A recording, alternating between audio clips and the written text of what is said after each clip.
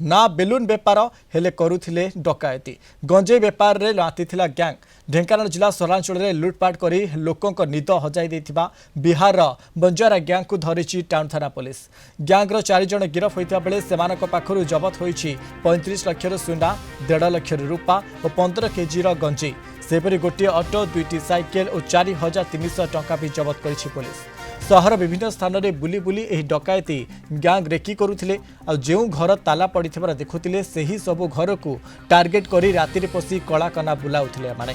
डकायती करिबा परे सेही अंचल छाड़ी अन्यत्र जाई डेरा पकाउथिले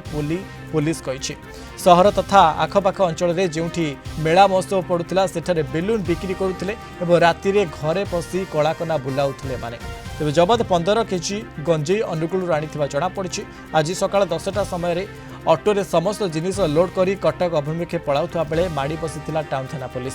गैंग रे आउ काहार संपृक्ति रहिछि सेने अधिक तदंत जारी रखिछि ढेंकानाल पुलिस। जोटी आम फेस्टिव मेला फेला पड़ी सब से टय फय सब बिक्री करती एवं से टय बिक्री करने समय दिन बेले माने जो घर गुड़ाकर चाबी पड़ी एमाने पूरा लक्ष्य करती दिन बेले आसी करेंगे जे चाबी पड़ी तार राति से टार्गेट कर घर को भांगती सोना रूपा सह एवं लुगापटा सब चोरी करती सी जो आप कामाक्षानगर छक पटू आसुले टुआर्ड्स कटक